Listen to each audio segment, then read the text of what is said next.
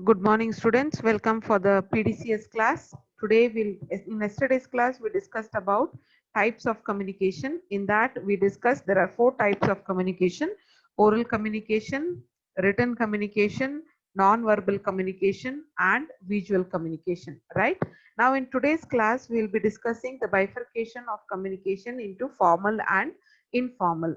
We can classify the communication as formal as well as informal communication.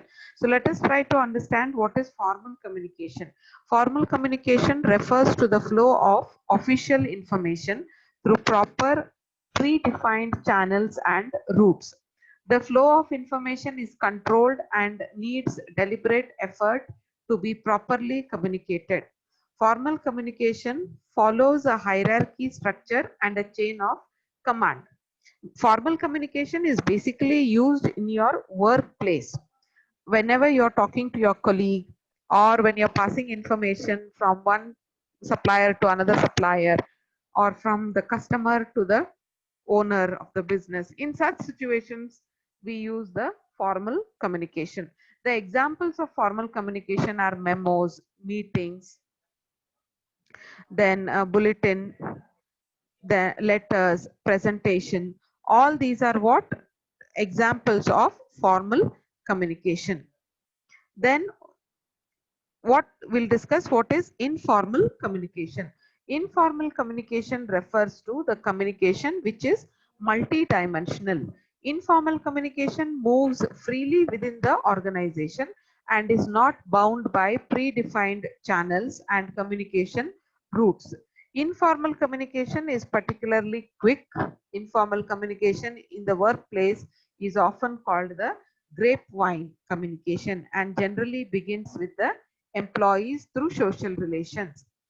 Now, when we join a particular job, we may have to pass on information which is formal, that is, which is related to the business through letters or through emails or through presentations. We transfer this message, then it is called as formal.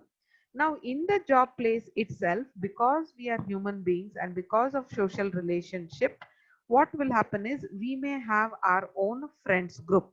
This group is the communication between this own friends group is called as the grapevine communication. Okay, the example of grapevine communication or informal communication is gossip. Gossip means we sit and talk, chit chat about anything, maybe movies, maybe sports, or maybe other colleagues. Gossip is of informal, it is not related to the business or the work what we are doing. Such communication is called as what? Informal communication. Then single strand, a form of informal communication wherein each person communicates with the next in a single sequence. A single strand is also one type of informal communication in which one person communicates to the next person in in a sequence, means one by one he goes on talking to each other. That is called as what? Single strand. So these are certain examples of informal communication. So I hope you know what is formal and what is informal communication. So we discussed about different types of communication. Now we'll move on to the advantages of oral communication over written communication. Why is oral communication better when compared to written communication? First one is less expensive. The benefit of oral communication is it is less expensive and saves money as no stationery or gadgets are required. No paper is required, neither any kind of stationery is required for oral communication. So therefore, oral communication is less expensive when compared to written communication. Then saves time. Merits of oral communication are it saves time, labor and energy as it is direct, faster and personal. Now I am giving you direct oral communication, right? It is fast. Immediately you can tell the message within no time. It is faster. There is a personal contact between the receiver and the sender. Then immediate feedback. In oral communication, feedback is immediate or response is obtained. Like immediately we can receive the feedback of the students, whether they have understood or whether they have not understood can be known by the oral communication immediately. Then the fourth one is personal contact. Oral communication is more effective and it develops personal contact, which is essential and valuable for smooth working.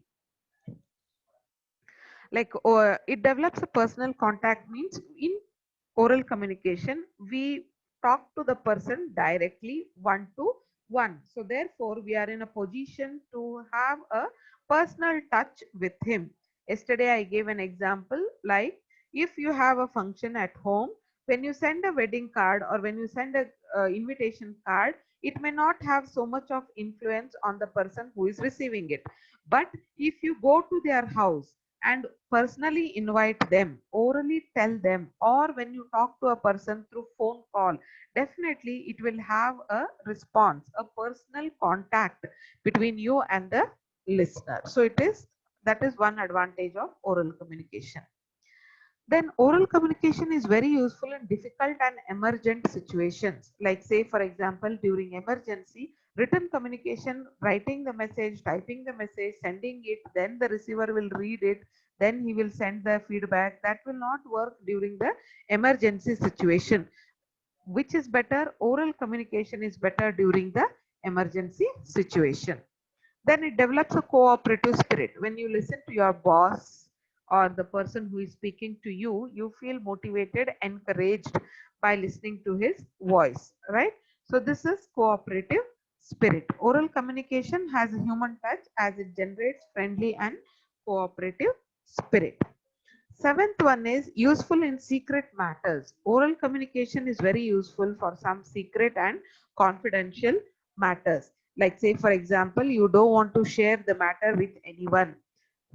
For that, oral only is the best way because you can tell that person directly. Suppose if you write it and leave it somewhere, somebody else might read it and they might go and tell to somebody else. So that will be a problem, right? So that problem will not be there where in oral communication. Then useful in secret matters is what? Confidential matter. Then persuasive. In oral communication, the speaker can win over the person to his point of view. That is, he can motivate, encourage, inspire the other person and try to convince him better through oral communication, which is not possible in written communication. Then we move on to, it is useful for all kinds of audience. Oral communication is useful for any type of audience. The audience is literate, semi-literate, illiterate. Anyone can understand the oral message provided they know the language. But it is written communication is very, very difficult. Okay. Then disadvantages of oral communication. No legality. No legality means limitation of oral communication is that it has no scope from legal point of view. There is no proof as evidence. You cannot, oral messages cannot be accepted as evidence in the eyes of law. Okay, suppose if a person says to another person, Mr. A promises Mr. B to pay 10,000 rupees on 1st January and takes money from him, but they have not made an agreement which is in writing. They have only orally promised each other. In such situation, on January 1st, when Mr. A approaches B to give the money, B may say, I will not pay the money, and he may escape. Why? And if he wants to sue also, he cannot do that because there is a no proof or evidence for the agreement or the message what has happened between them. Nothing is in black and white. So therefore, oral communication cannot act as a evidence or a proof. The next is lack of accountability. Drawbacks of oral communication are a speaker or a listener cannot be held accountable for any vocal message, as anyone can claim or disclaim having said or heard something. Oral communication, as we cannot store it, there is no proof that somebody has said something, right? Since there is no proof, no one can claim or disclaim what they have said or heard. Then low reference value. As oral communication cannot be stored, it has got little reference value. Then greater scope for error. In oral communication, there is great chance of misunderstanding due to verbal nature of exchange.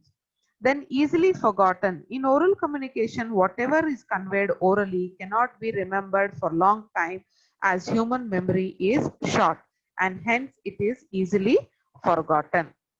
And oral communication is not useful for long distance. When you're communicating with people who are far away from you, there is no phone facility. In such situation, you cannot talk to a person orally. So these are certain disadvantages. Next, we'll move on to the advantages of written communication in business. The advantages of written communication in business are: it provides a permanent record. Whatever communication we have done, all that will be recorded. It will be there for a long period of time. Say for example, whatever message I am giving you now orally, this might, you may not remember the full thing when I ask you tomorrow. But so the same, if I dictate it in the form of notes, definitely that will be, that notes which is in writing, the message which is in writing will stay with you for a long period of time, maybe months together, years together. You cannot recollect, you can recollect it and refer back to it. So it serves as a permanent record. Then legal document. Merits of communication is that it serves as a legal document in a business transaction. A composed message can be retained, duplicated, circulated, reconsulted along after its contents are first expressed. Means what? We can make any number of copies of written communication. It serves as a legal document. It acts as a proof whenever it is in writing. Then mass dissemination. Written communication can be easily duplicated, xeroxed, printed, and then it is possible to reach wide audience at once. You can send that to a lot many people at a single point of time. So you can reach mass or a large group of people through written communication.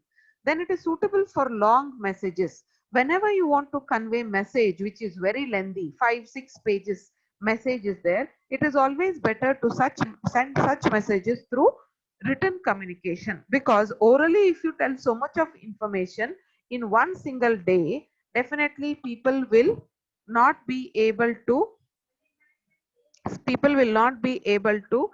understand, or will not be able to remember what they have heard. Okay, so that is one disadvantage. Then next one is accountability. Written documents are always signed, and thus they can be linked to a person or persons responsive for an action. Written documents act as a representative of the company and helps to increase the goodwill and image building. A businessman can create goodwill by sending greeting cards, invitation, thank you note in writing, etc. So these are certain advantages of written communication. Then disadvantages. Along with the advantages, there are certain disadvantages of the written communication. The first disadvantage of written communication is slow and time consuming. When you're writing or when you're framing a written communication, imagine you're going to write a report on what all happened during a year in your company.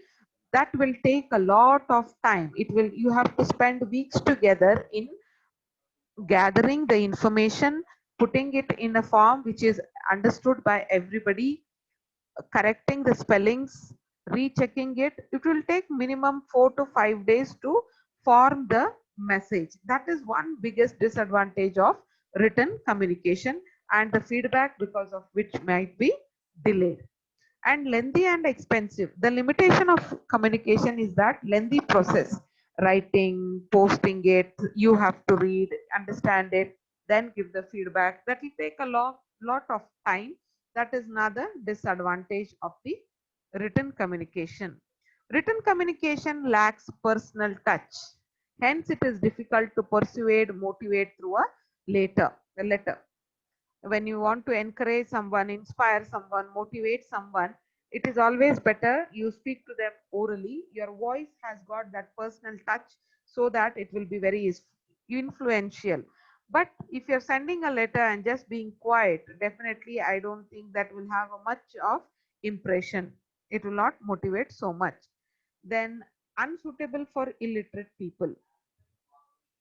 Written communication is not suitable for the illiterate people. In underdeveloped countries or developing countries where people are not educated, for them, sending a written communication will be what? It will not be of any use. Okay. Then it lacks confidentiality. Written communication cannot be as confidential as personal communication or oral communication. Filing, written communication, whether it is received or sent, has to be filed properly and preserved for reference. Increasing files can create a problem of storage. Now, whenever you receive a letter or an email, you need to take a printout, number it, and file it properly. When you file it properly, it creates a problem of storage. Storing that properly becomes a great difficulty. So these are certain merits and demerits of what? Written communication. So with this, I conclude the class. Next, we'll move on to the MCQs on the same module.